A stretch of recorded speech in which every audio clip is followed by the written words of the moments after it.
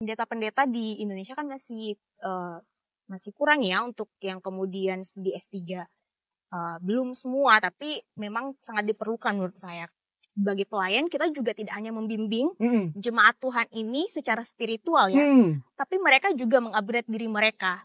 Salah satu ketertarikan saya dan juga inspirasi saya untuk memulai teologi itu tidak lupa akar di mana kita berada. Teologi dan kebudayaan itu bukan sesuatu yang harus saling bertentangan dan saling menjauhi ya. Kekristenan ya di Toraja itu mengupayakan bahwa upacara kematian itu adalah bentuk penghargaan terakhir.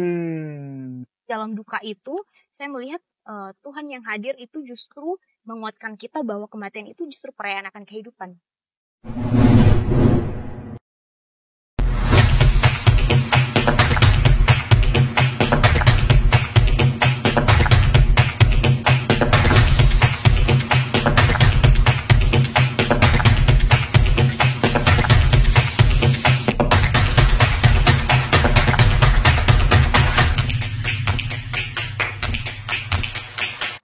Halo rekan-rekan leaders di Hive Intelligence, senang sekali bisa kembali ngobrol dan diskusi dengan tamu yang spesial tetap di podcast Hive Intelligence bersama saya Romora Edward Sitorus. Podcast ini tentunya membahas insight-insight dari orang-orang yang inspiratif dan hari ini kita kedatangan tamu yang sangat inspiratif yaitu Mbak Fani Tendenan. Apa kabar Mbak Fani? Baik Mas. Sehat ya? Sehat. Ya, puji Tuhan. Ini kita di Seoul, Korea. Iya, betul. Tepatnya di Seoul National University. National University. Akhirnya masuk Sky juga nih. Oh iya, betul, Sky. Tapi mbaknya sendiri kan di Sky. Mbaknya di Yonsei Yonsei University. Betul. Wah, luar biasa.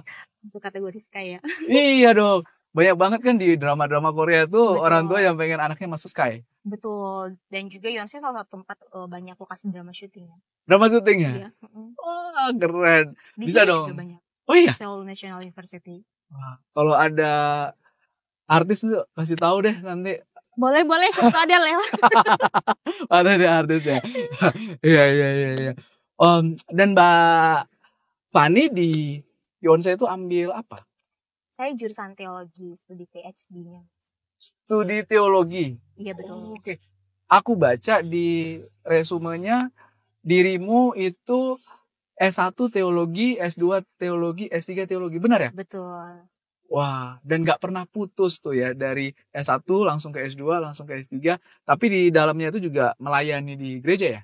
Betul, jadi saya lulus 2019 S1-nya. Habis itu jarak 8 bulan, 2020 lanjut S2-nya. Tapi S1 sama S2 di Indonesia.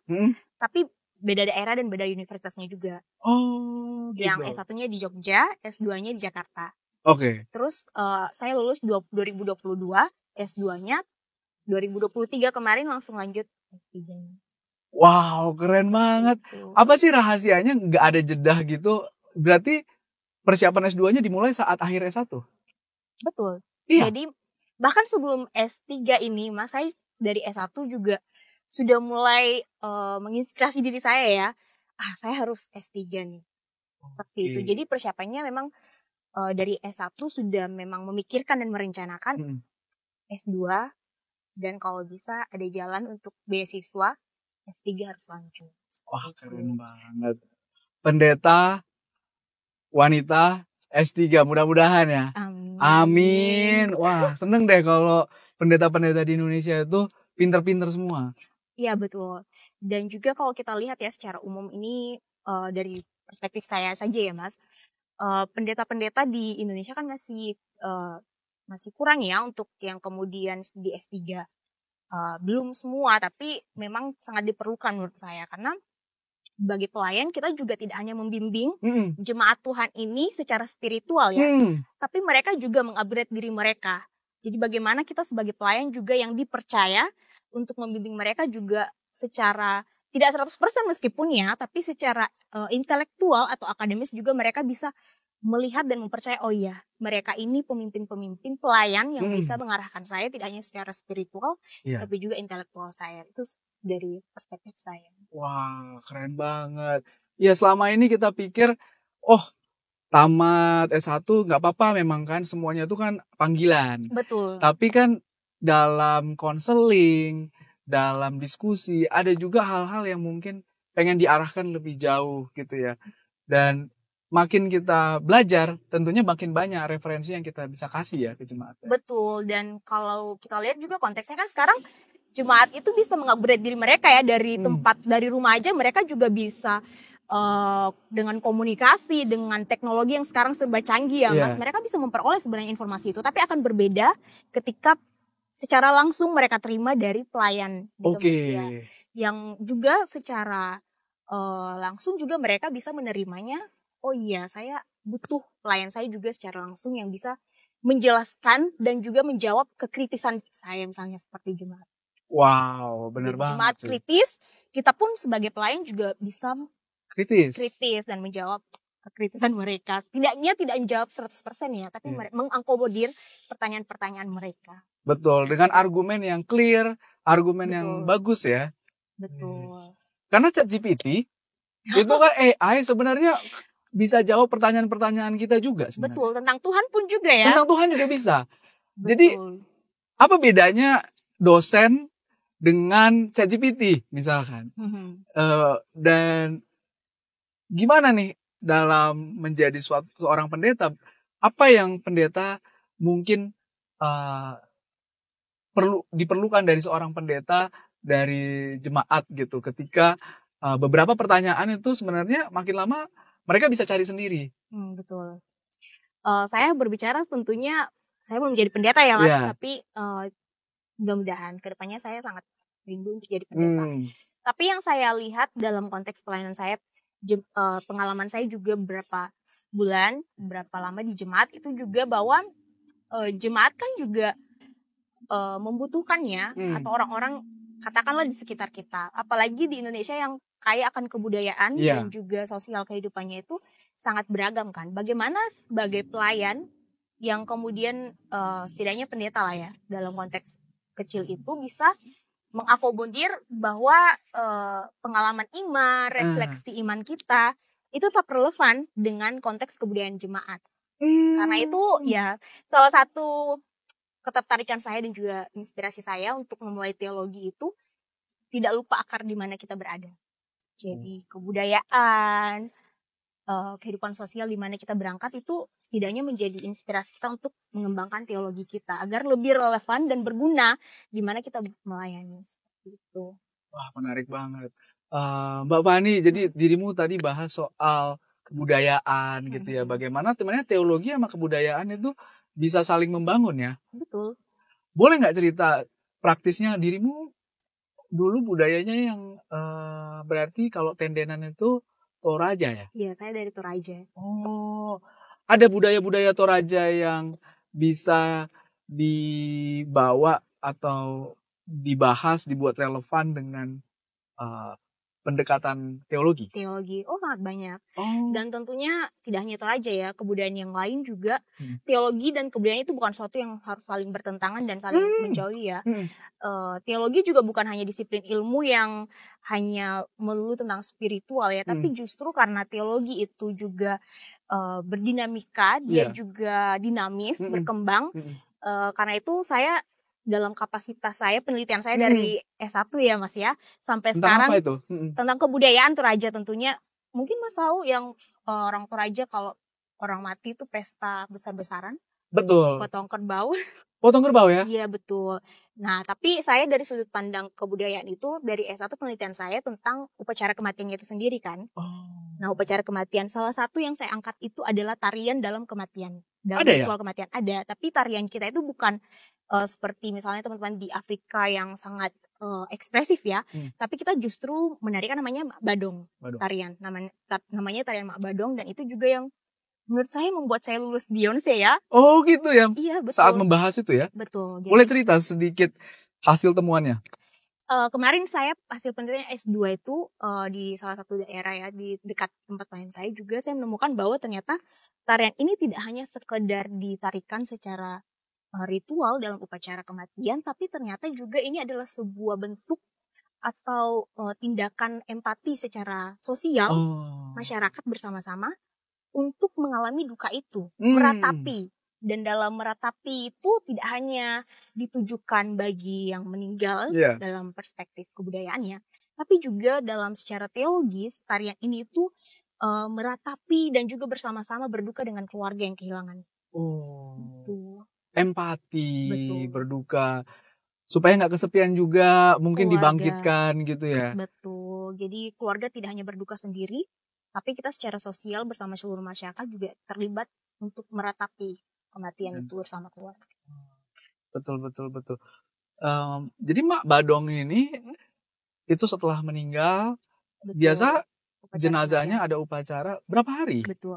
Ini beda-beda ya, karena dari sudut pandang adat itu tergantung dari adat masing-masing. Wilayah adat ya. Keluarga ada yang 1 minggu, ada yang 3 hari. Ada yang 1 minggu? Oh iya, betul.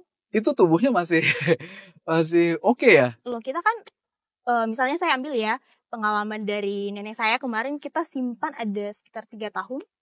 Di mana? Persiapannya di rumah. Di dalam rumah? Iya, di tempatnya. Oh iya, Toraja gitu ya? Iya, kita simpan sampai menunggu kesiapan dari anak cucu untuk mengatakan, ya kami sudah siap secara finansial, biaya dan segalanya untuk melaksanakan upacara pemakaman. Jadi untuk setiap anak Toraja yang berpulang, anak cucunya harus siap.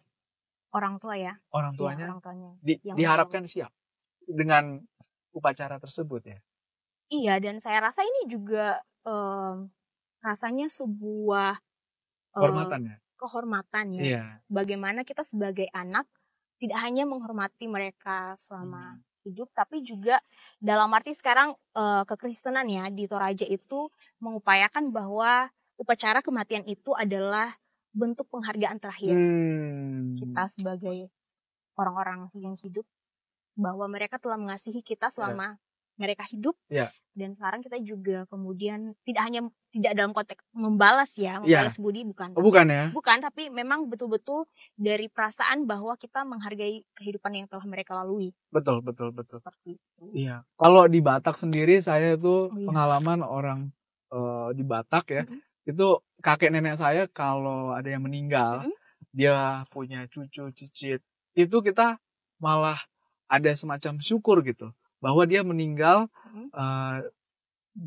dengan keluarga yang besar gitu. Jadi meninggalnya nggak sedih lagi, karena dalam hidupnya dia sebenarnya udah banyak berbuat gitu ya untuk anaknya, untuk cucunya, cicitnya. Jadi memang ada duka yang mendalam. Betul. Tapi juga di situ kita ada rasa syukur gitu, bahwa orang ini umurnya panjang. Betul. Ini juga yang saya, mungkin kalau Mas baca CV saya saya juga barusan terbitin artikel. Judulnya The Beauty of Sorrow. Jadi dalam duka itu saya melihat Tuhan yang hadir itu justru menguatkan kita bahwa kematian itu justru perayaan akan kehidupan. Perayaan akan kehidupan. Wow, mati itu perayaan kehidupan. Tapi saya nggak mau mati dulu deh. Masih mau banyak hal ya nih. Mau apa lagi ya? Mau lihat Soul dulu deh. Oh iya, betul. Iya. Iya, menarik banget ya. Jadi apa yang mendorong Mbak menulis itu? Karena tadi itu ya banyak penelitian sebelumnya tadi ya. Betul, dan juga salah satunya karena saya juga kan akan kembali ke konteks saya, di mana saya berangkat. Betul. Jadi saya secara pribadi memikirkan apa sumbangsi pemikiran saya secara teologis yang dapat berdaya guna di tempat saya. Jadi ini juga salah satu kuncinya sih ya kalau belajar teologi. Saya ingat kata dosen saya P1, beliau mengatakan teologi itu nggak jauh-jauh, dia hidup di sekitar konteksmu. Berangkat dari konteksmu, sehingga itu juga akan kembali berdaya guna di mana kami berada. Wah, keren. Kembali ke konteks masing-masing, kita harus bisa mengembangkan konteks kita. Betul. Ya, dan itu penting banget gitu. Betul, ya. Pengalaman kita, kebudayaan kita, konteks-konteks itu kaya sekali dengan berbagai nilai yang bisa kita Betul. Yang bahas. Juga bisa dikaji secara teologis. Jadi teologi ini kan sebenarnya bisa dipelajari bahkan bukan pendeta kan? Betul.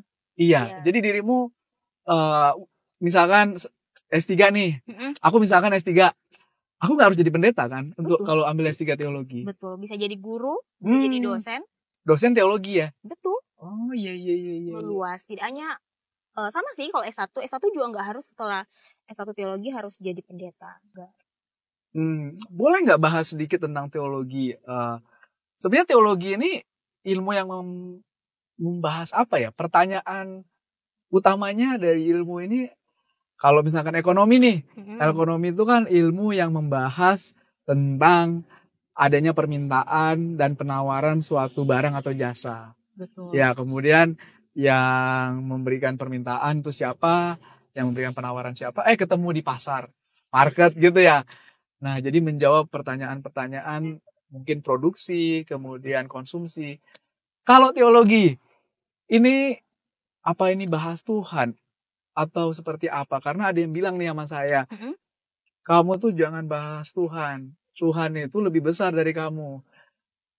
Pikiran kamu itu nggak sanggup memahami Tuhan. Betul.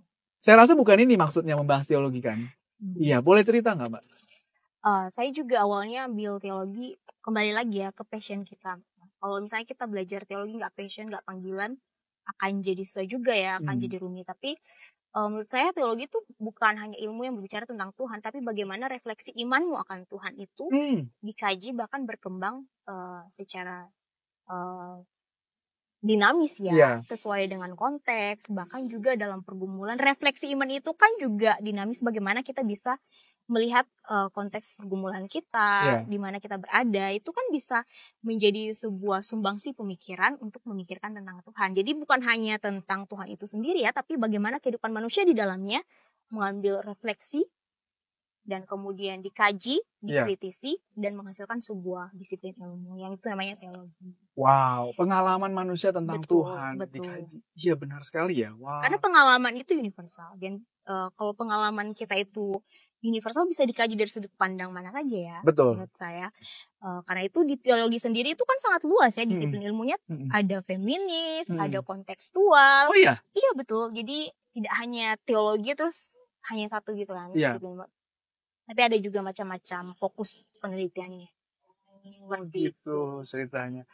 Tapi itu menurut saya lebih kepada pengalaman iman. Gitu bagaimana refleksi kita akan Tuhan di dalamnya. Jadi tidak hanya Tuhan secara personal, secara subjek, tapi kita sebagai manusia juga mengambil bagian peran dalam untuk merefleksikan. Luar biasa.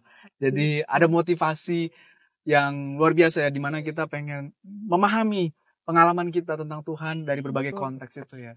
Mencari Tuhan itu betul-betul pengalaman personal, tapi juga mungkin dengan adanya teologi ada framework, ada cara berpikir yang bisa membantu orang untuk bisa memahami pengalamannya tadi ya. Betul. Wah, luar biasa.